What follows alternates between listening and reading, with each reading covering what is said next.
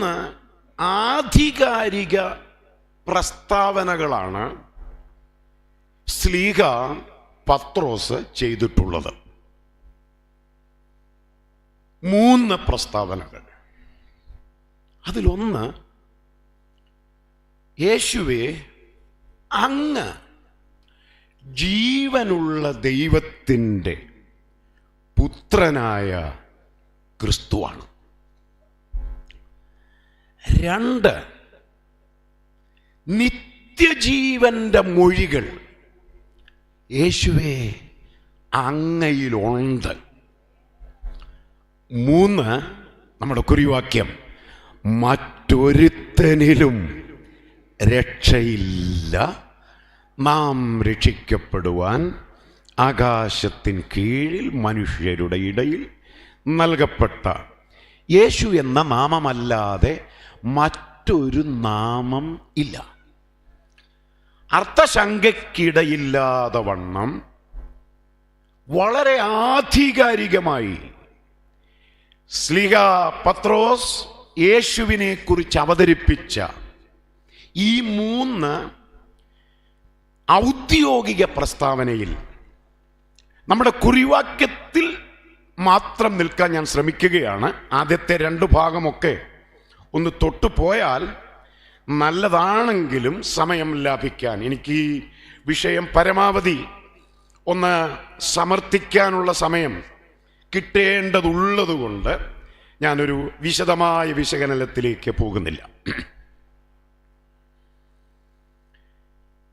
ഈ വാക്യത്തെ ശരിക്കും പഠനവിധേയമാക്കുമ്പോൾ രക്ഷ എന്ന പദത്തിന് ഗ്രീക്കില് സോറ്റീരിയ എന്ന പദമാണ് ഉപയോഗിച്ചിരിക്കുന്നത്. അതിനേതാണ്ട് 7ഓളം അർത്ഥങ്ങളുണ്ട്. ഞാൻ അത് ആദ്യം ഒന്ന് മെൻഷൻ ചെയ്യാം. പഠനഹൃദയത്തോടെ വചനം ശ്രവിക്കുന്ന ആരെങ്കിലും ഉണ്ടെങ്കിൽ ഞാനും നിങ്ങളോടൊപ്പം ചേരുന്നു. അർത്ഥങ്ങൾ ഇവയാണ് എന്ന് പറഞ്ഞാൽ, ഈ സോറ്റീരിയ എന്ന പദത്തിന് വേദശാസ്ത്രം ഉപയോഗിച്ചിരിക്കുന്ന അർത്ഥങ്ങൾ: നോഹയ്ക്കും കുടുംബത്തിനും ലഭിച്ച രക്ഷ, എബ്രായർ 11:7. ശത്രുക്കളിൽ നിന്നുമുള്ള രക്ഷ, ലൂക്കോസ് 1:73. പാപങ്ങളിൽ നിന്നുള്ള രക്ഷ, റോമർ 10:1, 9, 10. അടിമത്തത്തിൽ നിന്നുള്ള രക്ഷ, അപ്പോസ്തല പ്രവൃത്തി 7:25. ജീവന്റെ സംരക്ഷണം എന്ന രക്ഷ, അപ്പോസ്തല പ്രവൃത്തി 27:34. പഴക്കം ചെന്ന ശാരീരിക പ്രശ്നങ്ങളിൽ നിന്നുള്ള രക്ഷ, അപ്പോസ്തല പ്രവൃത്തി 4:12, 3:1 മുതൽ 12 വരെയുള്ള വാക്യങ്ങൾ. അടുത്തത് പൊതുവായ രക്ഷ എന്ന് പറഞ്ഞാൽ എല്ലാ വിമോചനങ്ങളെയും ഉൾക്കൊള്ളിച്ചുകൊണ്ട് ഉപയോഗിച്ചിരിക്കുന്ന പ്രയോഗമാണ് പൊതുവായ രക്ഷ. അതിന് ധാരാളം റെഫറൻസ് ഉണ്ട്, അങ്ങോട്ട് പോകുന്നില്ല. അടുത്തത്, മരണം ഉൾപ്പെടെ എല്ലാ ശാപത്തിൽ നിന്നും ഉള്ള അന്തിമമായ രക്ഷ. ഇങ്ങനെ ഏതാണ്ട് 7-8 അർത്ഥങ്ങൾ സോറ്റീരിയ എന്ന പദത്തിന്, രക്ഷ എന്ന പദത്തിന് വേദശാസ്ത്രം അർത്ഥങ്ങൾ ഇങ്ങനെ വ്യത്യസ്തങ്ങളായി അവതരിപ്പിച്ചിട്ടുണ്ട്. ഞാൻ ചുരുക്കി ഒരു നിർവചനം പറയാം. പാപമോചനം എന്ന വീണ്ടെടുപ്പിൻ്റെ പ്രഥമ പടിയാണ് രക്ഷ. ഒറ്റ വാക്കിൽ പറഞ്ഞാൽ, പാപത്തിൽ നിന്നും മരണത്തിൽ നിന്നും സമ്പൂർണ്ണ രക്ഷ. രക്ഷയെക്കുറിച്ചുള്ള പരാമർശം ഞാൻ ഇവിടെ നിർത്തുകയാണ്. സമ്പൂർണ്ണ രക്ഷ. പാപത്തിൽ നിന്നും, ശാപത്തിൽ നിന്നും, മരണത്തിൽ നിന്നും. അതിനൊക്കെ റെഫറൻസ് ഉണ്ട്. മരണഭീതിയിൽ അടിമകളായിരുന്നവരെ വിടുവിച്ചു എന്നുള്ള എബ്രായ ലേഖനത്തിലെ വാക്യമൊക്കെ ഇവിടെ വായിച്ച് വിശദീകരിക്കേണ്ടതാണ്.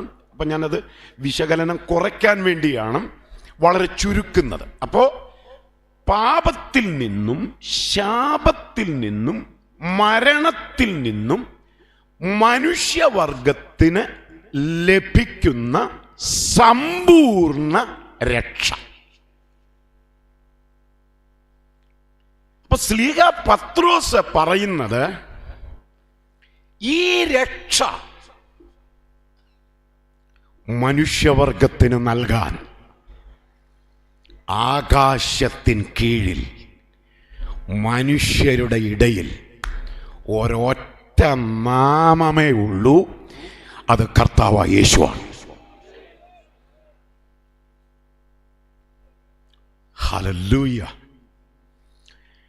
ഈ വാക്യത്തെ, നമ്മുടെ കുറിവാക്യത്തെ പഠന സൗകര്യാർത്ഥം 3 ഭാഗങ്ങളായിട്ട് തിരിക്കാം.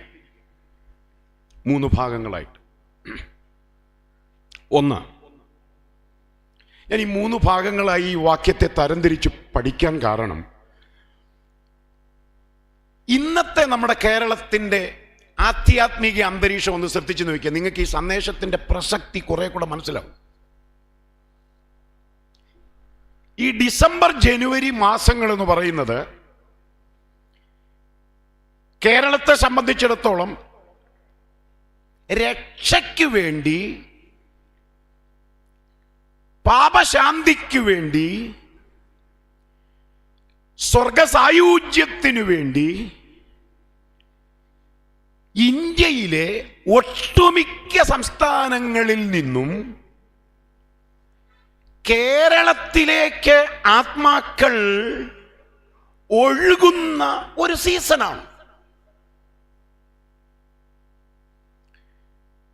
ഞാൻ പറഞ്ഞ വാക്കുകളുടെ അർത്ഥം ഇതിൽ കൂടുതൽ വിശദീകരിക്കേണ്ട ആവശ്യമില്ലല്ലോ.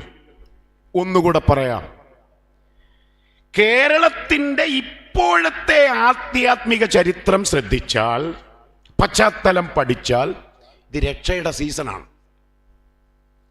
രക്ഷയ്ക്ക് വേണ്ടി ആളുകൾ 500, 600, 700 കിലോമീറ്ററുകൾ നടന്ന് കേരളത്തിലേക്ക് വരുന്ന കാലം.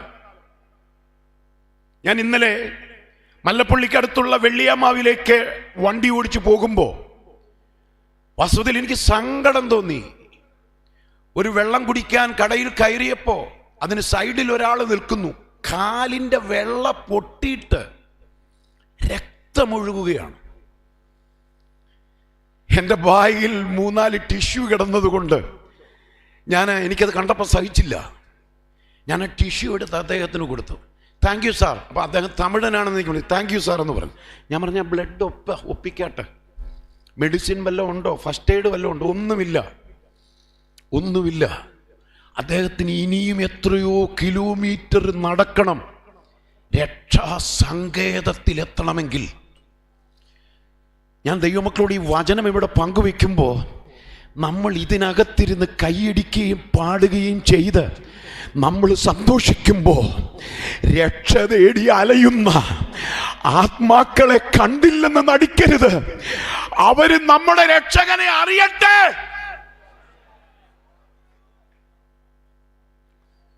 അതുകൊണ്ട് ഞാൻ വിശ്വസിക്കുന്നു, പണം ചിലവഴിച്ച് ചിലർ ഫ്ലൈറ്റിലെത്തുന്നു, ചിലർ ട്രെയിനിലെത്തുന്നു, ചിലർ ഉടമ്പടിയുടെ ഭാഗമായി നടന്നെത്തുന്നു. മനുഷ്യനെല്ലാം പാപശാന്തിക്ക് വേണ്ടി, സ്വർഗസായുജ്യത്തിനു വേണ്ടി, സമാധാനത്തിനു വേണ്ടി അലയുന്ന സീസണാണ്. അതുകൊണ്ട് ദൈവമക്കളെ, ഈ സന്ദേശത്തിന്റെ പ്രസക്തി ചെറുതായി കണ്ടുകൂടാ. ഞാൻ തുടക്കത്തിൽ പറഞ്ഞ പോലെ ഇതൊരാത്മയുദ്ധമാണ്. ജനത്തെ യഥാർത്ഥ രക്ഷാസങ്കേതത്തിലേക്ക് നയിക്കാതെ പണം അപഹരിച്ച് ജനത്തിന്റെ ആദായം കൈപ്പറ്റി ഫണ്ടുണ്ടാക്കുന്ന ഇന്നത്തെ മതമണ്ഡലത്തിന്റെ തെറ്റായ നടപടികൾക്കെതിരെ ഈ വചനത്തിന്റെ വാൾ ഇന്ന് രാത്രി ഉയരുന്നു ദേശത്ത്. നമ്മുടെ സ്ഥലത്തിന്റെ പേര് തന്നെ വാളകത്തെന്ന അല്ലേ? ഞാൻ പുനലൂരിന്ന് ശരിക്കും 2000 പഴന്തോട്ട സഭയുടെ ശുശ്രൂഷകനായിട്ട് വരുമ്പോൾ കൊട്ടാരക്കര ഒരു വളവുണ്ട്. അപ്പോൾ കുമ്പനാട് മുഖേന പഴന്തോട്ട സഭ ആവശ്യപ്പെട്ടാണ് ഞാൻ ഇവിടെ വരുന്നത്. എനിക്ക് ഈ എറണാകുളം ഒരു പരിചയമില്ലാത്ത സ്ഥലമാണ്. ആകെയും പോകുകയും പരിചയമുള്ളത് പാസ്റ്റർ PC സാമുവേലാണ്, എൻ്റെ ആത്മീക വളർത്തച്ഛൻ, അല്ലാതെ ആരെയും അറിയില്ല. അപ്പോൾ എന്നോട് ചോദിച്ചവരോട് ഞാൻ പറഞ്ഞു വാളകമെന്ന്. അപ്പോൾ അദ്ദേഹം ഒരു പ്രായമുള്ള ആളാണ്. ഓ അത് ശരി, വാളകത്തല്ലേ എന്ന് അദ്ദേഹം എന്നോട് പറഞ്ഞു. ഞാൻ പറഞ്ഞത് അത് രസമായി കാണണ്ട, ഇവിടെ ഇന്ന് രാത്രി ഈ ഇരുവായ്ത്തലയുള്ള വാൾ ആമേൻ ചലിക്കും. അത് നമ്മൾ ഉദ്ദേശിക്കാത്ത മേഖലകളിലേക്ക്. കാരണം വചനത്തെ ആർക്കും തടയാൻ പറ്റത്തില്ല. പ്രസംഗകനെ പൂട്ടിയിടാം, പ്രസംഗിക്കുന്ന പള്ളി വേണമെങ്കിൽ മുദ്ര വെക്കാം, പക്ഷെ വചനത്തെ ബന്ധിക്കാൻ ആർക്കും കഴിയില്ല. അപ്പൊ ഞാൻ ഈ പറഞ്ഞു വന്നത് ഈ സന്ദേശത്തിന്റെ, ഈ രക്ഷാസന്ദേശത്തിന്റെ പ്രസക്തി എത്രമാത്രമുണ്ട് ഇന്നത്തെ കേരള പശ്ചാത്തലത്തിലെന്നറിഞ്ഞ് പ്രാർത്ഥിച്ചുകൊണ്ടിരിക്കണം ദൈവമക്കൾ. അപ്പൊ ഈ വാക്യത്തെ പഠന സൗകര്യാർത്ഥം 3 ഭാഗങ്ങളായിട്ട് തിരിക്കുന്നു. ഒന്ന്, മറ്റൊരിടത്തും രക്ഷയില്ല. ഞാൻ പറഞ്ഞത് ഇങ്ങനെ ഈ പഠനത്തിലേക്ക് പോകാൻ കാര്യം, ഏതെങ്കിലും പ്രത്യേക സ്ഥലങ്ങളെ കേന്ദ്രീകരിച്ച് രക്ഷയുണ്ടെന്ന പഠിപ്പിക്കൽ നമ്മുടെ രാജ്യത്തുണ്ട്. അതുകൊണ്ടാണ് ആളുകൾ പ്രത്യേക സ്ഥലങ്ങളിലേക്ക് പോകുന്നത്. വേറൊരു പഠിപ്പിക്കൽ, രക്ഷയോടുള്ള ബന്ധത്തിൽ വേറൊരു പഠിപ്പിക്കൽ ഭാരതത്തിലുള്ളത്, കേരളത്തിലുള്ളത്, എന്തെങ്കിലും വിശേഷ വസ്തുക്കളെ ദർശിക്കുന്നതിലൂടെയോ സ്പർശിക്കുന്നതിലൂടെയോ രക്ഷയുണ്ട് എന്ന പഠിപ്പിക്കൽ. അങ്ങനെ വിശേഷ വസ്തുക്കൾ സ്ഥാപിച്ചിട്ടുള്ള ഇടത്തേക്കും ജനപ്രവാഹമാണ്. ഞാൻ അതിന് ഒരു വേദപുസ്തക ചിന്ത പെട്ടെന്ന് പറഞ്ഞാൽ വിശദീകരിക്കാതെ, ഇപ്പൊ മോശ പിച്ചള സർപ്പത്തെ ഉയർത്തി മരുഭൂമിയിൽ, ആ സർപ്പത്തെ നോക്കിയവർ രക്ഷ പ്രാപിച്ചെന്നല്ലേ ബൈബിളിൽ? അവർ 3 ഇരുന്നില്ല, 7 ഇരുന്നില്ല, 21 ഇരുന്നില്ല. വിഷം കയറിയ, പാമ്പിൻ വിഷം കയറിയ ആളുകൾ എങ്ങനെയാ രക്ഷപ്പെട്ടത്? ആ സർപ്പദംശനമേറ്റ ആത്മാക്കൾ രക്ഷപ്പെട്ടത് ആ രൂപത്തെ നോക്കിയപ്പോഴാണ്. അതിൻ്റെ ചുവട് പിടിച്ചാണോ എന്തോ എനിക്കറിയില്ല. പ്രത്യേക വസ്തുക്കളുടെ ദർശനത്തിലൂടെയോ സ്പർശനത്തിലൂടെയോ രക്ഷയുണ്ട് എന്ന പഠിപ്പിക്കൽ ഭാരതത്തിലുണ്ട്. ഭാരതത്തിലെ സ്റ്റേറ്റുകളുടെ ആധ്യാത്മികത ഒന്ന് അനലൈസ് ചെയ്ത് നോക്കൂ, അപഗ്രഥിക്കാൻ ശ്രമിച്ചു നോക്കൂ, നിങ്ങൾക്ക് കൃത്യമായതിന് ഉത്തരം കിട്ടും. അങ്ങനെയുള്ള വസ്തുക്കൾ ചില സ്ഥലങ്ങളിൽ സ്ഥാപിച്ചിട്ടുണ്ട്. അപ്പോ രണ്ടാമത്തെ വിഭജനം എന്ന് പറയുന്നത് മറ്റൊന്നിലും രക്ഷയില്ല. ഹല്ലേലൂയ. മൂന്നാമത്തെ വിഭജനം മറ്റൊരുത്തനിലും രക്ഷയില്ല. ഏതെങ്കിലും സിദ്ധന്മാരിലൂടെ അത്ഭുത സിദ്ധികൾ ചെയ്യുന്ന ആത്മീക ആചാര്യന്മാരിലൂടെ ആത്മാക്കൾക്ക് ആശ്വാസവും ശാന്തിയും ഉണ്ടാകും എന്ന പഠിപ്പിക്കൽ. അതുകൊണ്ട് തന്നെ നമ്മുടെ കേരളത്തിലും കേരളത്തിന് പുറത്തുള്ള സംസ്ഥാനങ്ങളിലും അതിനുവേണ്ടി പ്രത്യേകം നോയമ്പ് എടുത്ത് സിദ്ധി ഉള്ള ചിലർ അവിടെ ഉപവിഷ്ടരാണ്. അവരെ സന്ദർശിക്കാൻ കേരളത്തിൽ നിന്നും ആളുകൾ പോകുന്നു. അപ്പം അങ്ങനെ ഒരു പഠിപ്പിക്കലുണ്ട്. പ്രത്യേക അത്ഭുത സിദ്ധികളുള്ള ആളുകളിലൂടെ ആത്മാക്കൾക്ക് രക്ഷയുണ്ട് എന്ന പഠിപ്പിക്കൽ. അപ്പോ പ്രത്യേക സ്ഥലങ്ങളെ കേന്ദ്രീകരിച്ച് രക്ഷയുണ്ട് എന്ന പഠിപ്പിക്കൽ. 2, പ്രത്യേക വസ്തുക്കളുടെ സ്പർശനത്തിലൂടെയോ ദർശനത്തിലൂടെയോ രക്ഷയുണ്ട് എന്ന പഠിപ്പിക്കൽ. 3, പ്രത്യേക വ്യക്തികളിലൂടെ അത്ഭുത സിദ്ധിയുള്ള ആചാര്യന്മാരിലൂടെ ആശ്വാസവും സമാധാനവും സായുജ്യവും ലഭിക്കും എന്ന പഠിപ്പിക്കൽ.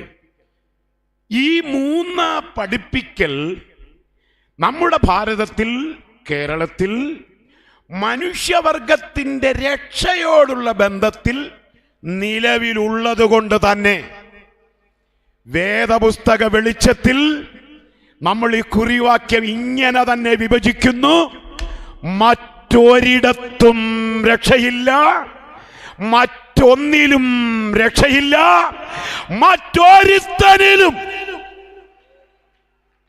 ഹല്ലേലൂയ. കുറച്ചുകൂടൊക്കെ നിങ്ങൾ ദൈവത്തെ സ്തുതിച്ചേനെ. കാരണം ഞാൻ ഇവിടെ നിൽക്കാതെ ഒന്ന് ഇറങ്ങുവോ, ഈ മേശയ്ക്കിട്ട് 2 തല്ലുവോ. മേശ എന്തോ വേണം, അത് പാവം തകരപ്പാട്ടയും കൊണ്ടുണ്ടാക്കിയ സാധനമല്ലേ. അങ്ങനെ ഒരാവേശം ഉണ്ടാക്കാനുള്ള ആരോഗ്യം ഒന്നാമത് എനിക്കില്ല. പിന്നെ ഈ ആരോഗ്യം ഉപയോഗിച്ചുള്ള ആ ആവേശ തിമിർപ്പിൻ്റെ പിൻപിൽ ആത്മാവിന് പങ്കില്ലെന്ന് വിശ്വസിക്കുന്ന ഒരു ഉപദേശിയായതുകൊണ്ട് നമ്മൾ ഒരുമിച്ച് പങ്കുവെക്കുന്ന ഈ സന്ദേശത്തിൻ്റെ ഗൗരവം അറിയാവുന്ന ദൈവമക്കൾ, ആമേൻ, ഇടയ്ക്കൊക്കെ ഒരു സ്തോത്രം ചെയ്യുന്നത് നല്ലതാണെന്ന് മാത്രം പറയുകയാണ്. പിന്നെ ഞാനിങ്ങനെ കുറച്ച് ശാന്തമായി ഈ ഭാഗം പറഞ്ഞും പങ്കുവെച്ചും വരുന്നത് കൊണ്ട്, സ്തുതിപ്പിക്കാൻ സമയം എടുക്കാത്തത് കൊണ്ട് ചിലർക്കൊക്കെ ഒരു മയക്കം ഉണ്ടാകാനുള്ള സാധ്യത ഞാൻ തള്ളിക്കളയുന്നില്ല. ഇതിനോടകം 2-3 പേര് പ്രാർത്ഥനയ്ക്ക് വേണ്ടിയല്ല, അല്ലാതെ കണ്ണടച്ചു. എനിക്ക് കാണാൻ കഴിയുന്നുണ്ട്. കാരണം നമ്മുടെ കൺവെൻഷനായാലും കൺവെൻഷനൊക്കെ ഇപ്പോൾ ഉപവാസ പ്രാർത്ഥന പോലെ ആയിപ്പോയി. എനിക്കതിൽ സങ്കടമുള്ളൊരു ഉപദേശം, ഞാൻ വിമർശിക്കുമല്ല. നമുക്ക് ശരിക്കും പറഞ്ഞാൽ സഭാഗോളി പ്രസംഗമുണ്ട്, ബൈബിൾ ക്ലാസ് ഉണ്ട്, കോട്ടേജ് മീറ്റിംഗ് ഉണ്ട്.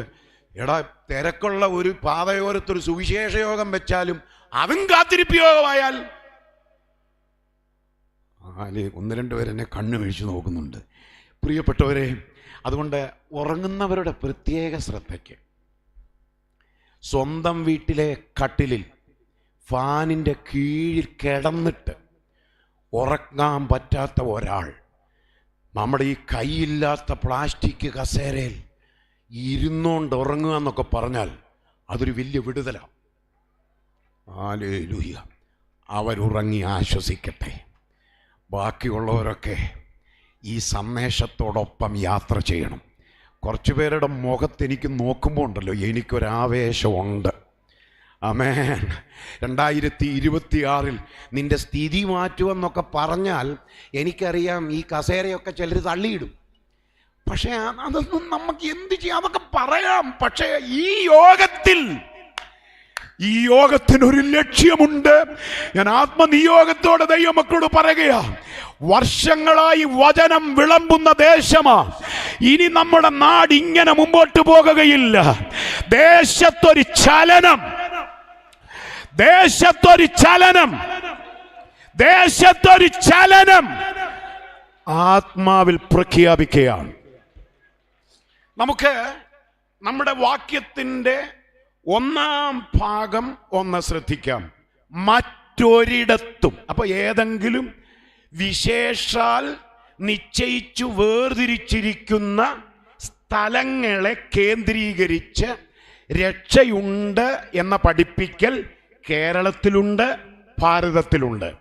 അതുകൊണ്ട് തന്നെ ഈ സത്യവചനത്തെ യഥാർത്ഥമായി നമുക്ക് സമർത്ഥിച്ച് സംസാരിക്കണമെങ്കിൽ ഈ ഭാഗം തെളിയിച്ചേ പറ്റൂ. എന്ത്? മറ്റൊരിടത്തും രക്ഷയില്ല. ആവർത്തന പുസ്തകം 34-ാം അധ്യായം അതിൻ്റെ 4-5 വാക്യങ്ങൾ നമുക്കൊന്ന് വായിക്കാം. അബ്രഹാമിനോടും ഇസഹാക്കിനോടും യാക്കോബിനോടും ഞാൻ നിന്റെ സന്തതിക്ക് കൊടുക്കും. അതല്ലല്ലോ, ആവർത്തനം 34-ന്റെ 5-6. അങ്ങനെ യഹോവയുടെ ദാസനായ മോശ യഹോവയുടെ വചനപ്രകാരം അവിടെ മോവാബ് ദേശത്ത് വെച്ച് മരിച്ചു. അവൻ അവനെ മോവാബ് ദേശത്ത് ബേത് പെയോരിനെതിരെയുള്ള താഴ്വരയിൽ അടക്കി. എങ്കിലും ഇന്നുവരെയും അവന്റെ ശവക്കുഴിയുടെ സ്ഥലം ആരും അറിയുന്നില്ല. മതി. ഈ വാക്യം ആര് ധ്യാനിച്ചാലും ദൈവത്തോടൊരു അതൃപ്തി ഉണ്ടാകാനുള്ള സാധ്യത ഏറെയാണ്. അത് നിങ്ങളെ വാക്യം ശ്രദ്ധിച്ചെങ്കിൽ നിങ്ങൾക്കും ഉണ്ടായി കാണും, എനിക്കുണ്ടായി. മോശ മരിച്ചു. മോശയുടെ ശവശരീരം ദൈവം അടക്കി. അടുത്ത വാക്യം, ശവക്കുഴിയുടെ സ്ഥലം ഇന്നുവരെ ആരും അറിയുന്നില്ല. വെറുപ്പ് തോന്നുമെന്ന് ഞാൻ പറഞ്ഞതിൻ്റെ കാര്യം എന്നാണെന്നറിയോ? മോശയുടെ ഭാര്യയ്ക്ക് ആഗ്രഹമില്ലേ തൻ്റെ ഭർത്താവിൻ്റെ മുഖം, ആ ശവശരീരത്തിൻ്റെ മുഖം അവസാനമായി ഒന്ന് കാണാൻ? സിപ്പോറയ്ക്ക്. മോശയുടെ മക്കൾക്ക് ആഗ്രഹമില്ലേ അവരുടെ അപ്പൻ്റെ ഭൗതിക ശരീരം ഒരു നോക്ക് കണ്ട് ഒരന്ത്യചുംബനം നൽകാൻ? മോശ നേതൃത്വം നൽകിയ ഇടവകയുടെ അംഗങ്ങൾക്ക് ആഗ്രഹമില്ലേ അവരുടെ ആത്മീയ അധ്യക്ഷന് ഒരു അന്ത്യോപചാരം അർപ്പിക്കാൻ, ഒരു റീത്ത് വെക്കാൻ? അത് മൗലിക അവകാശമല്ലേ? അതൊരു പൗരന്റെ സ്വാതന്ത്ര്യമല്ലേ? പക്ഷേ ഒരു സഭയുടെ, ഒരു കുടുംബത്തിൻ്റെ സകല മൗലിക അവകാശങ്ങളും ദൈവം ഇവിടെ ബ്ലോക്ക് ചെയ്യുകയാണ്. അതാ ഞാൻ പറഞ്ഞു വെറുപ്പ് തോന്നുമെന്ന് പറഞ്ഞു. ധ്യാനിക്കുന്നവർക്കേ വെറുപ്പ് തോന്നുള്ളൂ, അല്ലാത്തവർക്ക് പ്രത്യേകിച്ച് ഒന്നും തോന്നുകയില്ല. ഹല്ലേലൂയ. എനിക്കിവിടെ ഞാൻ ആ ഭാഗത്തേക്ക് വരുന്നതിന് മുമ്പ് എൻ്റെ മനസ്സിൽ തണുപ്പ് തോന്നിയൊരു കാര്യം ഞാൻ പറയട്ടെ. മോശയുടെ ഭൗതിക ശരീരം ദൈവം അടക്കി എന്ന് പറയുന്നത് ഞങ്ങളെപ്പോലെയുള്ള ഉപദേശിമാരുടെ ഹൃദയത്തിൽ ആനന്ദം തരുന്ന ഒരു കാര്യമാണ്. ദൈവമാണ് 40 വർഷം ശുശ്രൂഷിച്ച ആ ദൈവമനുഷ്യൻ്റെ ശവസംസ്കാര ശുശ്രൂഷ ചെയ്തെന്ന് പറയുമ്പോൾ അതിനകത്തെ ദൂത് മനസ്സിലാകുന്നുണ്ടോ? ദൈവമക്കൾക്കും ദൈവദാസന്മാർക്കും അവഗണിക്കുന്നവരുടെ മുൻപിൽ, അകറ്റി നിർത്തുന്നവരുടെ മുൻപിൽ, ചോദ്യം ചെയ്യുന്നവരുടെ മുൻപിൽ നിനക്ക് മാത്രമേ ശുശ്രൂഷയുള്ളോ, നിന്നെ മാത്രമേ ശുശ്രൂഷ ഏൽപ്പിച്ചിട്ടുള്ളൂ എന്ന് പ്രവാചകി പെങ്ങളും ജ്യേഷ്ഠൻ അഹരോനും മുഖത്തു നോക്കി ചോദ്യം ചെയ്തതാ. അപ്പൊ ചോദ്യങ്ങളുടെ മുൻപിൽ പകച്ചു നിൽക്കേണ്ടി വന്നിട്ടുണ്ട്. ഞാൻ ദൈവമക്കളോട് പറയുന്നു, അവഗണിക്കുന്നവരുടെ മുൻപിൽ, പരിഹസിക്കുന്നവരുടെ മുൻപിൽ ഇറങ്ങി നിന്ന് ഇതുപോലെ അഭിഷക്തന്മാരെയും തന്റെ ജനത്തെയും ലോകത്തിൽ ആദരിക്കാൻ ഒരു ദൈവമുണ്ട്.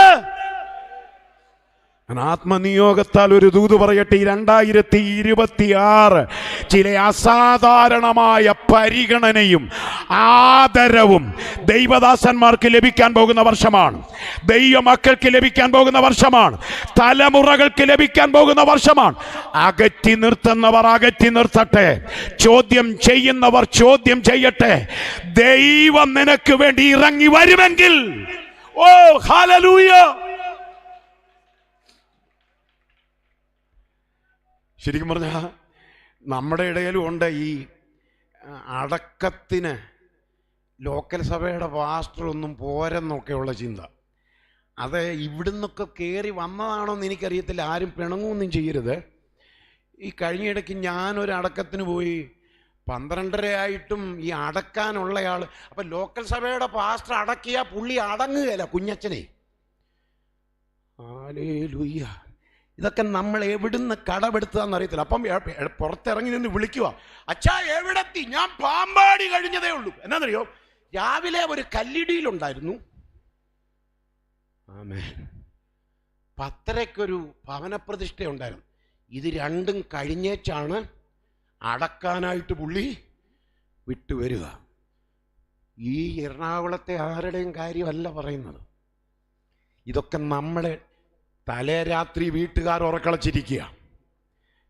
മോർച്ചറിയിൽ നിന്ന് കൊണ്ടുവന്നപ്പോൾ 8 മണി മുതൽ ഈ വീട്ടുകാർ ഈ പെട്ടിയുടെ അടുത്തിരിക്കുക. ഉറക്കളച്ച് കഷ്ടപ്പെട്ടിരിക്കുമ്പം അടക്കാൻ ഒരാൾ വരുന്നുണ്ടെന്ന്. അയ്യോ, അപ്പം അവിടം വരെ എത്തി നമ്മളും എന്ന് പറഞ്ഞാൽ ചില വലിയ പുള്ളികൾ അടക്കിയാലേ ചിലരടങ്ങുള്ളൂ. അത്രയും പറഞ്ഞ് തൽക്കാലം ഞാൻ വിടുകയാണ്. ഞാൻ അതിനെയൊക്കെ ആത്മീയ പാപ്പരത്വം എന്ന് മാത്രമേ പറയൂ. ഓർഡിനേഷൻ ലഭിച്ച സകല ദൈവദാസന്മാരും എല്ലാ ശുശ്രൂഷകളും ചെയ്യാൻ പ്രാപ്തരായിരിക്കണം. പ്രാപ്തിക്കുറവ് പലയിടത്തും തെളിഞ്ഞതുകൊണ്ടാവാം ഭംഗിയായി ചെയ്യുന്ന ഒരാളെ തപ്പുന്നത് എന്നൊരു ചിന്തയും മനസ്സിൽ വേണം. ഞാൻ കേട്ടിട്ടുണ്ട്, എവിടെയോ നമ്മുടെ കേരളത്തിൽ എവിടെയോ നടന്നതാണ്. അച്ഛനാണ് മരിച്ചത്, സെമിത്തേരിയിലെ ശുശ്രൂഷയാണ്. അപ്പോൾ ഒടുവിലെ മണ്ണ് നുള്ളിയിടുന്ന ഭാഗമുണ്ടല്ലോ, നീയോ പിതാവേ പൊയ്ക്കൊള്ളുക എന്ന് പറഞ്ഞ് നമ്മൾ മണ്ണ് നുള്ളിയിടുമല്ലോ. അപ്പോൾ തൊട്ടടുത്തിരുന്ന അമ്മച്ചിയുടെ ദേഹത്തേക്ക്, തൊട്ടടുത്തിരുന്ന് കരഞ്ഞുകൊണ്ടിരുന്ന അമ്മച്ചിയുടെ ദേഹത്തേക്ക് ഈ ദൈവദാസൻ 2 നുള്ളും മണ്ണ് വാരിയിട്ടിട്ട് പറഞ്ഞു, നീയോ മാതാവേ പൊയ്ക്കൊള്ളുക. ഹല്ലേലൂയ. അപ്പം അങ്ങനെയൊക്കെയുള്ള അഭംഗി ഉണ്ടാകുമെന്ന ആശങ്കയിൽ നിന്നാണോ എന്നെനിക്കറിയത്തില്ല. അടക്കാൻ ദൂരെ നിന്നൊരാളെ നമ്മൾ കൊണ്ടുവന്നിങ്ങനെ കാത്തിരിക്കുമ്പോൾ 1 മണി 1:30 മണിയാകുമ്പോൾ അടക്കുന്നയാൾ വരികയാണ്. അത്രയും പറഞ്ഞ തൽക്കാലം ഞാൻ ആ ഭാഗം വിടുന്നു. ചിലർ ചില തീരുമാനം എടുത്തതായിട്ടാണ് എനിക്ക് മുഖം കാണുമ്പം തോന്നുന്നത്. ഹല്ലേലൂയ. നിങ്ങൾ അടങ്ങി അവിടെ കിടന്നാൽ മതി, ആരെങ്കിലും അടക്കട്ടെ. ഹല്ലേലൂയ. എന്നാലും ഞാൻ പറഞ്ഞത് ചിലർക്ക് അതൊക്കെ വലിയ ക്രെഡിറ്റാ. ആരാന്നറിയാവോ ഞങ്ങളുടെ അപ്പച്ചനെ അടക്കിയത്? അപ്പം ആ ചോദ്യം ഞാൻ അതൊക്കെ വെച്ച് നോക്കുമ്പോൾ മോശയ്ക്ക് ലഭിച്ച അംഗീകാരം എത്ര വലുതാണ്. അപ്പൊ എന്റെ ചോദ്യം മോശയുടെ ഭൗതിക ശരീരം ദൈവം എന്തുകൊണ്ട് സഭയുടെ അംഗങ്ങളെ കാണിച്ചില്ല? ഞാൻ സഭ എന്ന് പറയുന്നത് അപ്പോസ്തല പ്രവൃത്തികളുടെ പുസ്തകത്തിൽ ഇസ്രായേലിനെ കുറിച്ച് പരാമർശിച്ചിരിക്കുന്ന മരുഭൂമിയിലെ സഭ എന്നാണ്. ലോകം കണ്ട ആദ്യത്തെ ഏറ്റവും വലിയ സമുദായത്തിൻ്റെ ഇടവകയുടെ പരമാധ്യക്ഷനായിരുന്നു മോശ. ആ മോശയാണ് മരിച്ചത്. ആ മോശ ഇത്രയും വലിയൊരു സഭയുടെ പരമാധ്യക്ഷൻ മരിച്ചു എന്ന് പറയുന്നത് ബഹുമാനക്കുറവാണെങ്കിൽ, ഞാൻ കണ്ണൂർ ജനിച്ചു വളർന്നയാളാണ്. ഞങ്ങളുടെ കണ്ണൂരൊക്കെ ഉപയോഗിക്കുന്നൊരു ഭാഷ പറയാം, മോശ കബറടങ്ങി എന്ന് പറയാം. അതായിരിക്കും കുറച്ചുകൂടെ സ്റ്റാൻഡേർഡ്. കാരണം 30 ലക്ഷത്തിൻ്റെ ലീഡറാണ്. അല്ലെങ്കിൽ കാലം ചെയ്തു എന്ന് പറയാം, അല്ലെങ്കിൽ നാടു നീങ്ങി എന്ന് പറയാം.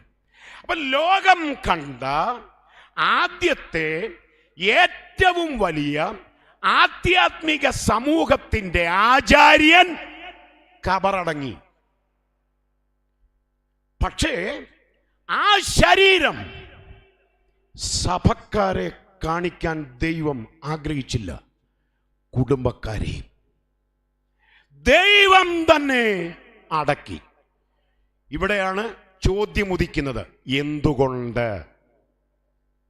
മോശയെ പോലെയുള്ള ഒരു പ്രസിദ്ധനായ മനുഷ്യന്റെ ഭൗതിക ശരീരത്തിന് ഒരന്തിമോപചാരം അർപ്പിക്കാൻ പോലും അവസരം കൊടുക്കാതെ നീതി നിഷേധമെന്ന് തോന്നാവുന്ന, പൗരത്വ ലംഘനമെന്ന് തോന്നാവുന്ന ഈ കർമ്മം ദൈവം ചെയ്തതെന്തുകൊണ്ട്? പോട്ടെ, ദൈവം ചെയ്തു എന്നിരിക്കട്ടെ, ദൈവം അടക്കിയെന്നിരിക്കട്ടെ, ആ കല്ലറയെങ്കിലും എവിടെയാണെന്ന് കാണാൻ ദൈവം ആഗ്രഹിച്ചില്ല.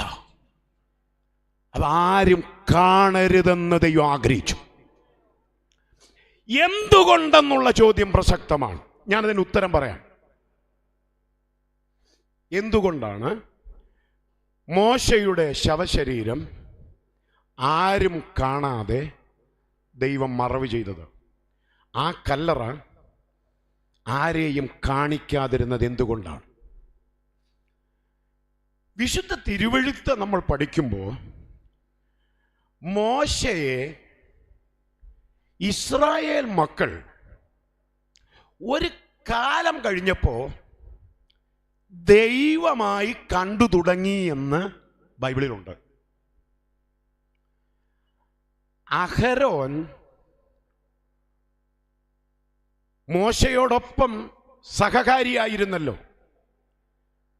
40 ദിവസത്തെ നോയമ്പിന്റെ ഭാഗമായി മോശ സീനായി പർവ്വതത്തിലേക്ക് കയറിപ്പോയപ്പോ മോശയുടെ അസാന്നിധ്യത്തിൽ ഇസ്രായേൽ മക്കൾ അഹരോനോട് ആവശ്യപ്പെടുന്നത് എന്താണെന്ന് വചനമറിയാവുന്നവർക്കറിയാം. ഇസ്രായേൽ സഭക്കാർ പറയുകയാണ്, ഞങ്ങളുടെ മുമ്പിൽ നടക്കേണ്ടതിന് ഞങ്ങൾക്ക് ഒരു ദൈവത്തെ ഉണ്ടാക്കി തരണം. എപ്പോഴാണ് സഭ ഇത് ആവശ്യപ്പെട്ടത്? മുമ്പിൽ അതുവരെ നടന്നു വന്ന മോശ സഭയുടെ മുമ്പിൽ നിന്ന് 40 നാളേക്ക് ദൈവത്തോടൊപ്പം സഹവസിക്കാൻ പർവ്വതത്തിലേക്ക് പോയ അവസരത്തിൽ ഇസ്രായേൽക്കാർ പറയുകയാണ്, ഞങ്ങളുടെ മുമ്പിൽ നടക്കാൻ ഞങ്ങൾക്ക് ഒരു ദൈവത്തെ ഉണ്ടാക്കി തരണം. നിങ്ങൾ ഓർക്കണം, ഈ ആവശ്യം ജനം അഹരോനോട് അവതരിപ്പിക്കുമ്പോൾ സ്വർഗത്തിലെ ദൈവം സീനായി പർവ്വതത്തിൽ താൻ തന്റെ കൈകൊണ്ട് ചെത്തിയുണ്ടാക്കിയ കൽപ്പലകയിൽ ഒന്നാമത്തെ കൽപ്പന എഴുതിക്കൊണ്ടിരിക്കുക, ഞാനല്ലാതെ അന്യദൈവം നിങ്ങൾക്കുണ്ടാകരുത്. ഞാനല്ലാതെ ഒരന്യദൈവം നിങ്ങൾക്കുണ്ടാകരുതെന്ന് ഒന്നാം കൽപ്പന കൽപ്പലകയിൽ എഴുതിക്കൊണ്ടിരിക്കുന്നു. മലമുകളിൽ താഴ്വരയിൽ അതിൻ്റെ നഗ്നമായ ലംഘനത്തിനുള്ള കളമൊരുങ്ങുന്നു. ജനം പറയുകയാണ്, ഞങ്ങളുടെ മുമ്പിൽ നടക്കാൻ ഒരു ദൈവത്തെ ഉണ്ടാക്കണം. മനുഷ്യ ദൈവങ്ങളുടെ ആവിർഭാവം ഇവിടം മുതലാണ് ബൈബിൾ ചരിത്രത്തിൽ നമ്മൾ കണ്ടു തുടങ്ങുന്നത്. ആ സമ്പ്രദായം ഇന്നും തുടരുകയാണ്. കേരളത്തിൽ, ഭാരതത്തിൽ മനുഷ്യ ദൈവങ്ങളുടെ അതിപ്രസരമാണ് എന്ന് പറഞ്ഞ് ഞാൻ ആ ഭാഗം വിടുന്നു. അപ്പോ ഇസ്രായേൽ മക്കൾ മോശയെ ദൈവമായി കണ്ടു എന്നുള്ളതിൻ്റെ പച്ചയായ തെളിവാണ് ഞാൻ ഇപ്പോൾ പറഞ്ഞത്. എന്തുകൊണ്ടാവാം ഇസ്രായേൽക്കാർ അഥവാ മോശയുടെ ഇടവകാംഗങ്ങൾ മോശയെ ദൈവമായി കണ്ടത്? 1-2 കാര്യം ഞാൻ പറയാം. ഒരാളെ ദൈവമായി കാണാൻ അധികം താമസമൊന്നും വേണ്ട. മോശ ചെങ്കടലിൽ വടി നീട്ടിയപ്പോഴാണ് ഈ ലക്ഷക്കണക്കിന് ആളുകൾക്ക് മറുകരയെത്താൻ വഴി തുറന്നത്. ഇസ്രായേൽ മക്കൾ നോക്കി നിൽക്കുകയല്ലേ, ചെങ്കടലിനെ നേരിടുന്നത് ആദ്യമായിട്ടാണ്. അപ്പോൾ ചെങ്കടലിൽ വഴി തുറന്നത് എപ്പോഴാ? അവർക്കവിടെ നടന്ന സംഭവത്തിൻ്റെ കൃത്യമായ കാര്യങ്ങളൊന്നും അറിയില്ല. യെശയ്യാ പ്രവചനത്തിൽ 63-ാം അധ്യായത്തിൽ കൃത്യമായി പറഞ്ഞിട്ടുണ്ട്, മോശയുടെ കൈ അല്ല മോശയുടെ കയ്യിലിരുന്ന വടിയുമല്ല വഴി തുറന്നത്, യഹോവയുടെ ഭുജം മോശയുടെ കൈക്കൽ ചെല്ലുമാറാക്കി. അപ്പം മോശ കൈനീട്ടി നിന്നതേ ഉള്ളൂ, അവിടെ വഴി തുറന്നത് സർവശക്തനായ ദൈവമാണ്. വഴി തുറന്നവന്റെ സാന്നിധ്യം ആത്മാവിൽ അനുഭവിക്കുന്ന ദൈവമക്കൾ അറിയാതൊന്ന് പുറകോട്ട് തിരിഞ്ഞു നോക്കിയാൽ വഴി മുട്ടി നിന്ന എത്രയോ ഘട്ടങ്ങളിൽ ശത്രു വഴി അടച്ച് ഒരു ചുവട് പോലും മുമ്പോട്ട് വിടാതെ നമ്മെ തടഞ്ഞു വെച്ച ഇടങ്ങളിൽ നമുക്ക് വേണ്ടി ആർക്കും അടയ്ക്കാൻ കഴിയാത്ത വഴി തുറന്നവന്റെ കരുത്തും കരചലനവും ഓർക്കുമ്പോ അന്തരംഗം ആവേശം കൊണ്ട് നിറയുന്നെങ്കിൽ ഹല്ലേലൂയ. അപ്പൊ ഇസ്രായേൽ മക്കൾ, അതാ ഞാൻ പറഞ്ഞേ, ഇസ്രായേൽ മക്കൾക്ക് ഇതിന്റെ കഥ അറിയില്ല, യാഥാർത്ഥ്യം അറിയില്ല. അവർ നോക്കിയപ്പോൾ എങ്ങനെ വഴി തുറന്ന്? അവരുടെ ദൈവദാസൻ വടി നീട്ടി വഴി തുറന്ന്. അന്നേ ഇവരുടെ മനസ്സിൽ കയറി, ഞങ്ങളുടെ ആത്മീക ആചാര്യൻ, ഞങ്ങളുടെ സഭയുടെ പരമാധ്യക്ഷൻ ചില്ലറക്കാരനല്ല, ഒരു വടി കൊണ്ട് വഴി തുറക്കും. ഇതുപോലെ ഇന്നത്തെ തലമുറയിൽ ഒരാളെ ദൈവമായിട്ട് കാണാൻ. ഹല്ലേലൂയ. നമുക്കൊന്നും അവിടെ നമുക്ക് നിൽക്കാൻ നേരമില്ല. ഒരു ചിന്ത കൂടെ ഞാൻ പറയാം. മാറായിൽ വെള്ളം കയ്പുള്ളതായി, അത് കുടിക്കാൻ നിവൃത്തിയില്ല. ദൈവം വെച്ച പ്രതിവിധി എന്താണ്? അതിന് തൊട്ടടുത്ത് നിൽക്കുന്ന വൃക്ഷത്തിൻ്റെ കൊമ്പ് വെട്ടി വെള്ളത്തിലിടാനാണ്. കയ്പ് നിമിത്തം കരഞ്ഞുകൊണ്ട് നിന്ന ജനം അത്ഭുതത്തോടെയാണ് ആ കാഴ്ച കണ്ടത്. അവരുടെ സഭയുടെ പരമാധ്യക്ഷൻ ഒരു വൃക്ഷക്കൊമ്പ് വെട്ടിക്കൊണ്ടുവരുന്നു, ആ കമ്പ് വെള്ളത്തിലിടുന്നു, വെള്ളം സ്ക്വാഷായി മാറുന്നു, മധുരമുള്ളതായി മാറുന്നു. ഇതും കൂടൊക്കെ കഴിഞ്ഞപ്പോൾ സഭക്കാർ ഉറപ്പിച്ചു, ഞങ്ങളുടെ ദൈവദാസൻ വലിയ സിദ്ധനാണ്, വടി കൊണ്ട് വഴി തുറക്കുന്നയാളാണ്, കമ്പുകൊണ്ട് കയ്പ് മാറ്റുന്നയാളാണ്. അപ്പൊ സഭക്കാരുടെ അകത്ത് അങ്ങനെ കയറിപ്പറ്റിയ ചിന്തയാണ് എന്ത്? മോശ ദൈവമാണ്. അപ്പൊ മോശയിൽ ഒരു ദൈവീക പരിവേഷം നൽകിയത് അന്നത്തെ സഭയാണ്, അന്നത്തെ സമുദായമാണ്. ഇതാര് കാണുന്നുണ്ട്? സ്വർഗത്തിലെ ദൈവം ഇത് കാണുന്നുണ്ട്. ദൈവം തമ്പുരാൻ അന്നേ പ്ലാൻ ചെയ്തു.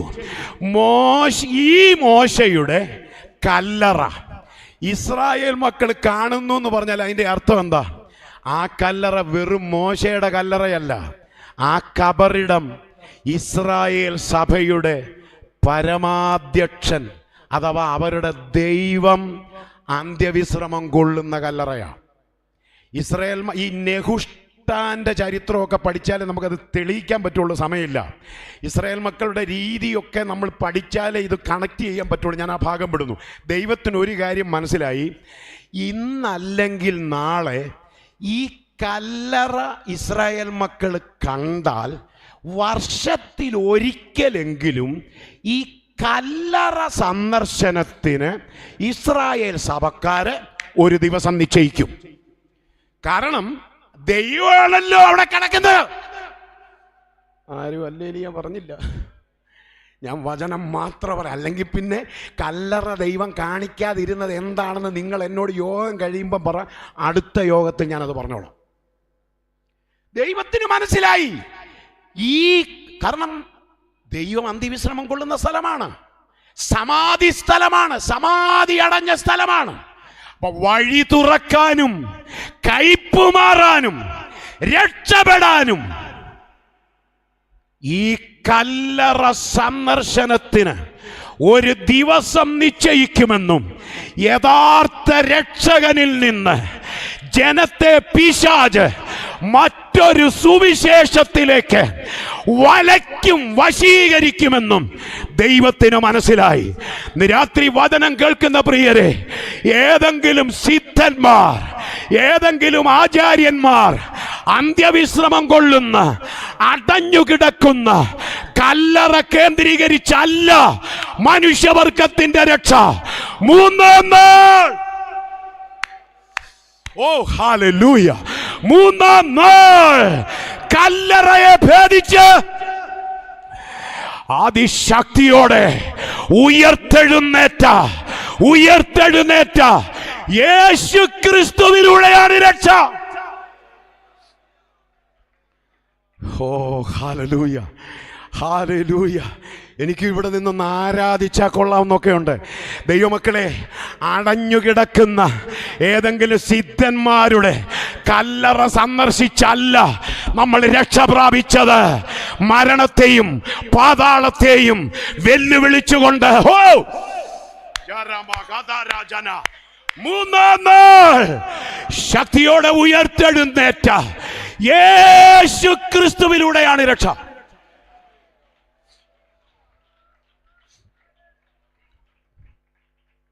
അപ്പം മോശയുടെ ശവശരീരം ദൈവം അടക്കിയതിൻ്റെ ആ കല്ലറ ആരും കാണരുത് എന്ന് ദൈവം ഇച്ഛിച്ചതിൻ്റെ വേദശാസ്ത്ര വെളിച്ചത്തിലുള്ള കൃത്യമായ ഉത്തരം ഇതാണ്.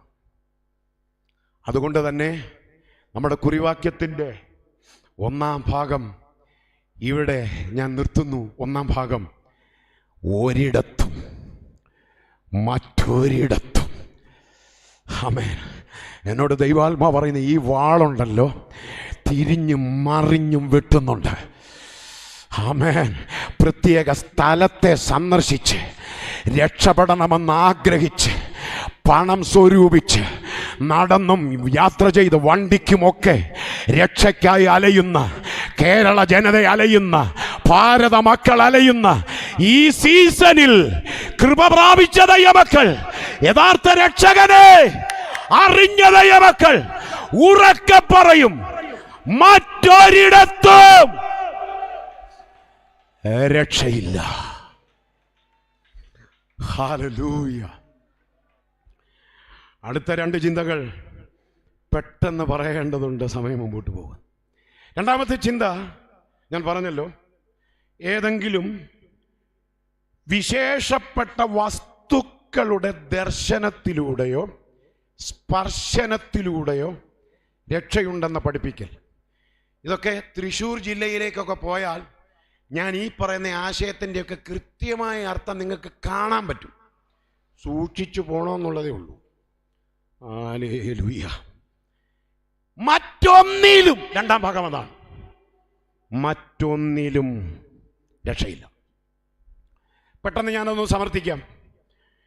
ഈ 12 സംവത്സരം രക്തസ്രവക്കാരിയായിരുന്ന സ്ത്രീ യേശുവിൻ്റെ വസ്ത്രത്തിൻ്റെ തൊങ്ങൽ തൊട്ടപ്പോഴാണ് സൗഖ്യമായത്. നമുക്കെല്ലാവർക്കും അറിയാം, ആ സ്ത്രീ പിന്നീട് അവിടെ നിന്നില്ല, പുരുഷാരത്തിൽ മറഞ്ഞെന്നാണ്. എന്ന് പറഞ്ഞാൽ അവൾക്ക് ആവശ്യം രക്ഷയായിരുന്നു. അത് സൗജന്യമായിട്ട് കിട്ടി. അത് കിട്ടിയ മാർഗം ഏതായിരുന്നു? ഈശോയുടെ വസ്ത്രത്തിൽ തൊട്ടപ്പോഴാണ് അവൾക്ക് സൗഖ്യമായത്. എന്നാൽ യേശുവെ സ്തോത്രമെന്നോ യേശുവെ നന്ദിയെന്നോ യേശുവെ സ്തുതി എന്നോ ഒരു വാക്ക് മുന്നേ വന്ന് പറയാൻ ഈ സഹോദരി നിന്നില്ല. അങ്ങനെയുള്ള ഒരു വാളകത്ത് ഒരുപാട് പേരുണ്ടെന്ന എൻ്റെ കണക്കെടുപ്പിൽ ഞാൻ അറിഞ്ഞത്. എല്ലാവർക്കും രക്ഷ വേണം, പക്ഷെ യേശുവിൻ്റെ കൂട്ടായ്മയിലേക്ക് വരികയില്ല. ഏതെങ്കിലുമൊക്കെ യോഗത്തിൽ ഒളിച്ചും പാത്തുമൊക്കെ പോയി പാവപ്പെട്ട ദൈവമക്കളും ദൈവദാസന്മാരും പ്രാർത്ഥിച്ച് വിടുതലുണ്ടാവും, പക്ഷെ വിടുതലിന് വേണ്ടി പ്രാർത്ഥിച്ച കൂട്ടായ്മയുടെ ഭാഗമാകത്തില്ല. അപ്പോൾ ഈ സഹോദരി ഏത് പോളിസിക്കാരിയാണ്? എവിടെയായാൽ എന്നാ പാസ്റ്ററെ, നിൽക്കുന്നിടത്ത് തന്നെ നിന്നാ മതി. അതൊരു വലിയ ആത്മീയതയാണ്. ഞാനൊരു കാര്യം പറഞ്ഞിട്ട്, നിൽക്കുന്നിടത്ത് നിൽക്കരുത്. ഇപ്പം ഈ റോഡ് കണ്ട എന്ത് തിരക്കാ, ഈ റോഡിൻ്റെ നടുക്ക് കയറി നിന്നോണ്ട് നിൽക്കുന്നിടത്ത് തന്നെ നിന്നാ മതി എന്ന് പറഞ്ഞാൽ വിവരം അറിയും. ഒരല്പം മാറി നിൽക്കാനേ ഞങ്ങൾ പറയുന്നുള്ളൂ, പരുക്കുണ്ടാകാതിരിക്കാൻ. നിൽക്കുന്നിടത്ത് തന്നെ നിന്നാ മതിയായിരുന്നു അബ്രഹാമിന്. പക്ഷെ ദൈവം വിളിച്ചപ്പോ ആ വിളിയോട് അബ്രഹാം അനുസരിച്ച് ഇറങ്ങുകയായിരുന്നു. ഒന്നുകൂടെ പറഞ്ഞു നിർത്തട്ടെ ആ ഭാഗം. നിൽക്കുന്നിടത്ത് നിൽക്കുന്നതല്ല ശരി, നിൽക്കേണ്ടിടത്ത് നിൽക്കുന്നതാണ് ശരി. ആരാധിക്കുന്നത് പോലെ ആരാധിച്ചു പോകുന്നതല്ല ശരി, ആരാധിക്കേണ്ടതുപോലെ ആരാധിക്കുന്നതാണ് ശരി. ഈ സഹോദരി പോയപ്പോ, പുരുഷാരത്തിൽ മറഞ്ഞപ്പോ, യേശു തിരിഞ്ഞൊരു ചോദ്യം ചോദിച്ചു, എൻ്റെ വസ്ത്രം തൊട്ടതാര്?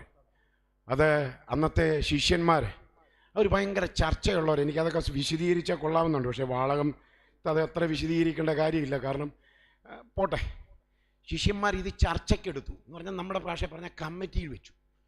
ഇങ്ങനെ യേശു ശിഷ്യന്മാർ പറയും, എന്തൊരു ചോദ്യം, ഇത്രയും ജനം ഇവിടെ മുട്ടി ഉരുമ്മി തട്ടി ഒട്ടി നിൽക്കുമ്പോൾ തൊട്ടതാരാണ്? എന്തൊരു ചോദ്യമാണ്. യേശു അതിന് ഉത്തരം കൊടുത്തത് എന്താണെന്നറിയാമല്ലോ? തട്ടിയതോ മുട്ടിയതോ ആരാന്നല്ല യേശു ചോദിച്ചത്, എൻ്റെ ഉള്ളിൽ നിന്ന് ശക്തി പുറപ്പെട്ടു. ശ്രദ്ധിച്ചേ. അപ്പോൾ ഈ സ്ത്രീ തൊട്ടതാരാന്ന് യേശുവിന് അറിയാമേ, ഈ വസ്ത്രം തൊട്ടതാരാന്ന് യേശുവിന് അറിയാമേ. ഇങ്ങനെ ചില പ്രയോഗങ്ങൾ ബൈബിളിലുണ്ട്.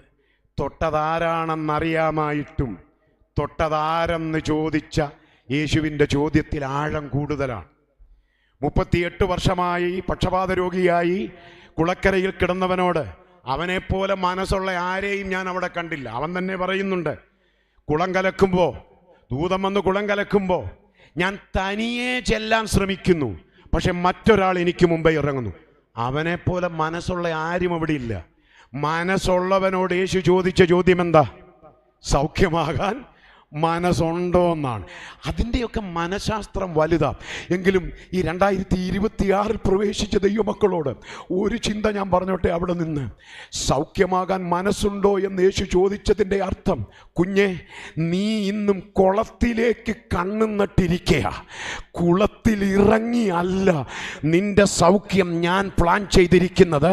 ഞാൻ നേരിട്ട് നിന്നെ വിടുവിക്കാൻ വന്നതാ. അപ്പൊ യേശു ചോദിച്ചതിൻ്റെ അർത്ഥം, കുളത്തിൽ ഇറങ്ങാതെ എന്ന് പറഞ്ഞാൽ നിലവിലുള്ള സിസ്റ്റം നിന്നെ സപ്പോർട്ട് ചെയ്യാതെ മാറി നിൽക്കുമ്പോ നിന്നെ വിടുവിപ്പാൻ ഞാൻ നേരിട്ട് വന്നതാ. അതിനു മനസ്സുണ്ടോ എന്നാ ചോദ്യം. ഹല്ലേലൂയ. ഞാൻ ആത്മനിയോഗത്താൽ പറയട്ടെ, അനുഭവത്തിൽ നിന്ന് ഒരു പ്രതിസന്ധിയും ഒരു പരിധി കവിഞ്ഞ കാലം നമ്മുടെ മേൽ വാഴാൻ നമ്മുടെ കർത്താവ് അനുവദിക്കത്തില്ല. അതിനൊക്കെ ദൈവം ഒരവധി വെച്ചിട്ടുണ്ട് കേട്ടോ. നമ്മുടെ വിടുതലിന്, നമ്മുടെ മേൽ വെളിപ്പെടേണ്ട ദൈവ പ്രവർത്തിക്ക് കർത്താവ് ഒരവധി വെച്ചിട്ടുണ്ട്. അപ്പോൾ യേശു ചോദിച്ചതിൻ്റെ അർത്ഥം ഞാനൊന്ന് വ്യക്തമാക്കട്ടെ. വസ്ത്രം തൊട്ടപ്പോഴാണല്ലോ സൗഖ്യമായത്. അപ്പോൾ യേശുവിനേക്കാൾ സ്ത്രീക്ക് കൂടുതൽ അടുപ്പം എന്തിനോടാണ്? ഈ വസ്ത്രത്തോടാണ്. ഇന്നത്തെ ട്രെൻഡ് അനുസരിച്ച് പറഞ്ഞാൽ ഈ സ്ത്രീ അവിടുന്ന് പോന്നപ്പോൾ, ഇതെൻ്റെ ഭാവനയാണ്, തിരക്കിനിടയിൽ ഇപ്പോൾ ശൗലിൻ്റെ വസ്ത്രാഗ്രം ദാവീദ് മുറിച്ചെന്ന് ബൈബിളിലുണ്ടല്ലോ, അതിൻ്റെ തണൽ പിടിച്ച് ഞാൻ പറയുകയാണ്. തിരക്കിനിടയ്ക്ക് ഈ സിസ്റ്റർ ഒരു പീസ് കട്ട് ചെയ്തിട്ടുണ്ട്. അതിൻ്റെ കാരണം ഈ വസ്ത്രത്തെ തൊട്ടപ്പോഴാണല്ലോ ബാധ മാറി സ്വസ്ഥയായത്. യേശുവിന് മനസ്സിലായി ഈ സിസ്റ്റർ പുതിയ സഭ തുടങ്ങും. ആ യേശുവിൻ്റെ വസ്ത്രം എന്ന് പറയുമ്പം തിരുവസ്ത്രമല്ലേ? ഏതെങ്കിലും ഒരു പഞ്ചായത്തിൽ ഈ വസ്ത്രം കൊണ്ട് സ്ഥാപിക്കും. എന്നിട്ട് സഹോദരി ഒരു നോട്ടീസ് ഇറക്കും, തിരുവസ്ത്ര ദർശനത്തിലൂടെയും സ്പർശനത്തിലൂടെയും രക്ഷ. അല്ല, അവക്കതേ പറയാൻ പറ്റൂ, കാരണം അവക്ക് തുണിയെ തൊട്ടപ്പോഴാണ് രക്ഷ കിട്ടിയത്. ഇപ്പം മനസ്സിലായോ തൊട്ടതാരെന്ന് യേശു ചോദിച്ചതിൻ്റെ അർത്ഥം?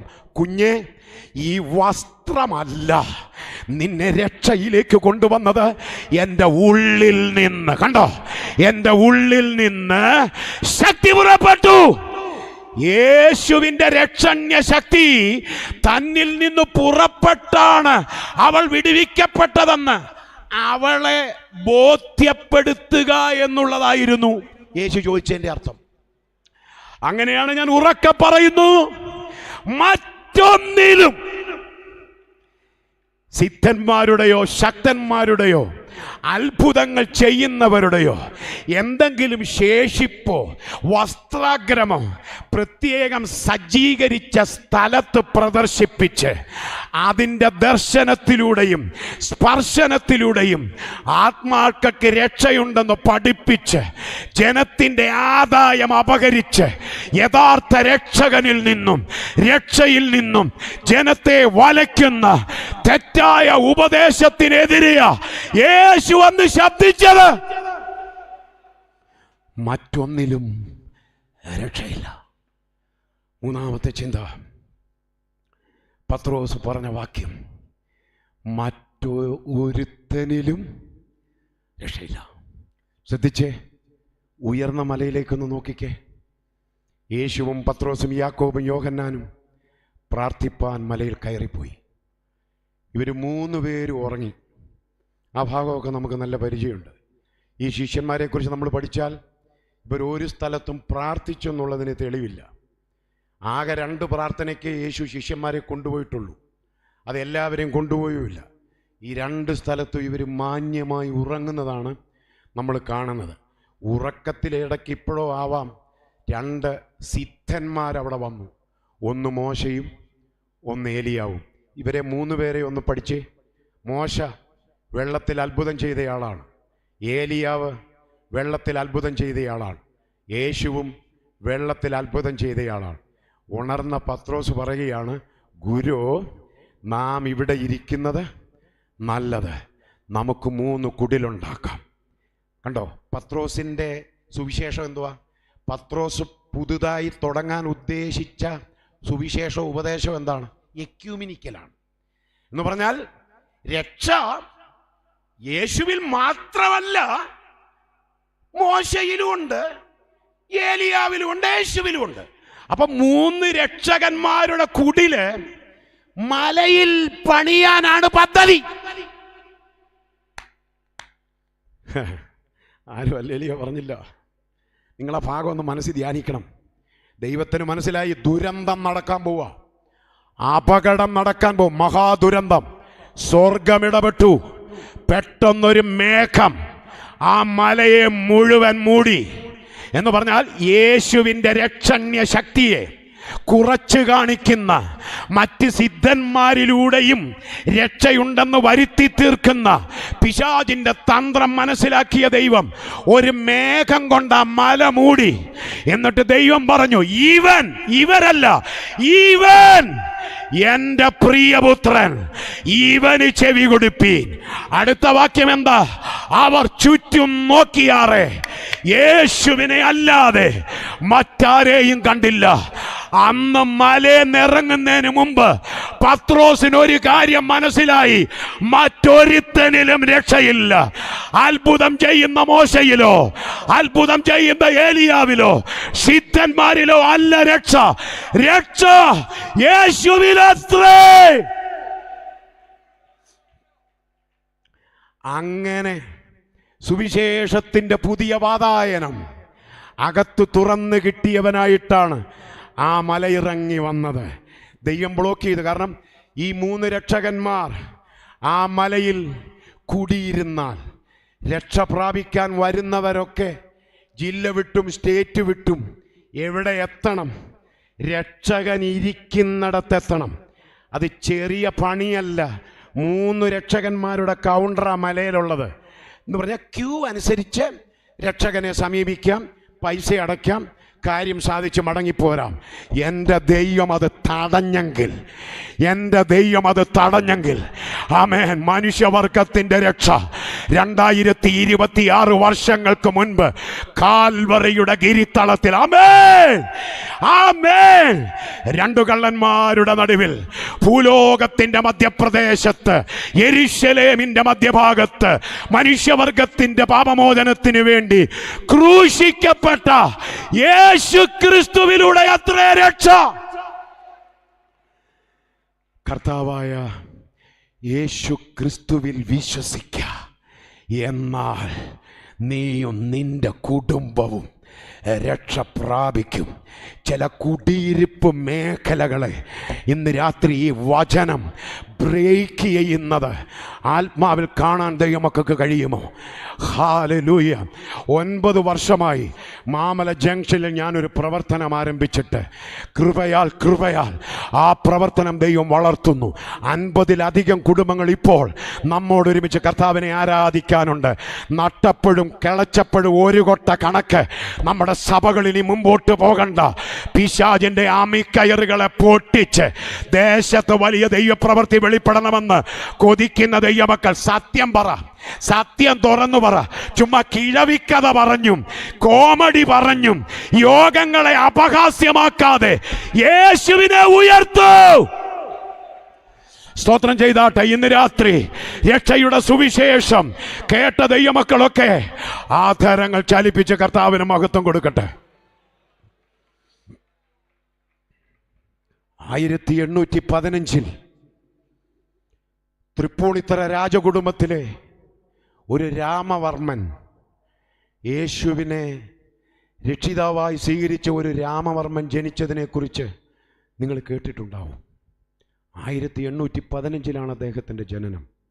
1835 ഫോർട്ട് കൊച്ചിയിലുള്ള CMS പള്ളിയിൽ അദ്ദേഹം സെൻറ്റ് ഫ്രാൻസിസ് പള്ളിയിൽ ഒരു വിദേശ മിഷണറിയുടെ കൈക്കീഴിൽ ഈ രാമവർമ്മ സ്നാനപ്പെട്ടു. തൃപ്പൂണിത്തറ രാജകുടുംബത്തിലെ കഥയാണ് ഞാൻ പറയുന്നത്. ഇത് ചരിത്രമാണ്. ഒരു രാമവർമ്മ യേശു മാത്രമാണ് രക്ഷകനെന്ന് വിശ്വസിച്ചെന്ന് അദ്ദേഹം മദ്രാസിലുള്ള വേദപഠനശാലയിൽ CMS വേദപഠനശാലയിൽ പോയി ദൈവവചനം പഠിച്ചു. തൃപ്പൂണിത്തറ കൊട്ടാരത്തിൽ നിന്ന് കുഞ്ഞിക്കാവ് അമ്മ തമ്പുരാട്ടിയുടെ മകനായി പിറന്ന ഈ മകൻ രാമവർമ്മ വചനം പഠിച്ചിട്ട് വന്ന് കണ്ണൂർ ബാസൽ മിഷനോട് ചേർന്ന് പ്രവർത്തിച്ചു. ഹെർമൻ ഗുണ്ടത്തിനോടും ശാമുവേലിനോടുമൊക്കെ ചേർന്ന് സുവിശേഷ പ്രവർത്തനത്തിൽ വ്യാപൃതനായി 100 കണക്കിന് ആളുകളെ യേശു എന്ന രക്ഷിതാവിലേക്ക് നയിച്ചെന്ന് നമ്മുടെ ഈ തൊട്ടടുത്ത തൃപ്പൂണിത്തറയിലെ രാജകുടുംബത്തിലെ രാമവർമ്മൻ്റെ കഥയാണ് ഞാൻ ഈ പറയുന്നത്. ദൈവമക്കളോട് ഞാൻ വിശ്വാസത്താൽ പറയുക, നമ്മൾ പ്രതീക്ഷിക്കാത്ത ചില കൊത്തളങ്ങളിലേക്ക് രക്ഷയുടെ വചനം അതിവേഗം പാഞ്ഞു ചെന്നിട്ട് നമ്മൾ പ്രതീക്ഷിക്കാത്ത ചില ശക്തന്മാർ, നമ്മൾ പ്രതീക്ഷിക്കാത്ത ചില ഉന്നതന്മാർ യേശുവിന്റെ സാക്ഷികളാകുന്നത് വിശ്വാസത്താൽ കാണുമോ? അദ്ദേഹത്തെ കൊട്ടാരത്തിൽ നിന്ന് പുറത്താക്കി. അദ്ദേഹം പക്ഷേ അതിൽ സങ്കടമുള്ളവനായിരുന്നില്ല. അദ്ദേഹം പറയുന്നൊരു വാചകം, ഇവിടുത്തെ കൊട്ടാരത്തിലെ സുഖ സൗകര്യങ്ങളിൽ നിന്ന് എന്നെ പുറത്താക്കിയിട്ടുള്ളൂ. എൻ്റെ 21ാമത്തെ വയസ്സിൽ എന്നെ രക്ഷിച്ച യേശു എനിക്ക് വേണ്ടി സ്വർഗത്തിൽ കരുതിയിരിക്കുന്ന ഒരു സൗഭാഗ്യങ്ങളും തടയാൻ ഇവിടുത്തെ ഒരു രാജാവിനും കഴിയില്ല എന്നാണ് അദ്ദേഹം പറഞ്ഞത്. മദ്രാസിൽ പഠനത്തിന് ശേഷം ബാസൽ മിഷനോട് ചേർന്ന് വർക്ക് ചെയ്യുമ്പോഴാണ് അദ്ദേഹത്തിന് യാക്കോബ് രാമവർമ്മ എന്ന പേര് അവരിടുന്നത്. ചരിത്രം നിങ്ങൾ പഠിച്ചു നോക്കിക്കൂ. അങ്ങനെ ഒരു യാക്കോബ് രാമവർമ്മയുണ്ട് തൃപ്പൂണിത്തറ രാജകുടുംബത്തിൽ. ഞാൻ ആത്മഭാരത്തോട് ദൈവമക്കളോട് പറയുക, ഇങ്ങനെ പോയാൽ മതിയോ നമുക്ക്? വമ്പന്മാർ സ്നാനജലത്തിലേക്ക് ഇറങ്ങുന്നു. വിശ്വാസത്താൽ കാണാൻ പറ്റുമോ? അതിശക്തമായ ദൈവാത്മാവിന്റെ പ്രവർത്തനം നിമിത്തം കൂട്ടത്തോടെ ആമേൻ അഭിഷക്തന്മാർ വലിയ ആറ്റിൽ ലൈനായിട്ട് നിന്നോണ്ട് അഭിഷക്തന്മാർ വലിയ ആറ്റിൽ വരിയായി നിന്നുകൊണ്ട് 100 കണക്കിന് ആത്മാക്കളെ വെള്ളത്തിൽ സ്നാനം കഴിപ്പിക്കുന്ന അതിശക്തമായ ഒരു ഉണർവിൻ്റെ മാറ്റൊലി വാളകം കൺവെൻഷനോട് കൂടെ ഈ ദിവസങ്ങളിൽ പൊട്ടി പുറപ്പെടുമെന്ന് വിശ്വസിക്കുന്നുണ്ടെങ്കിൽ പോരാ ശക്തിയോടെ.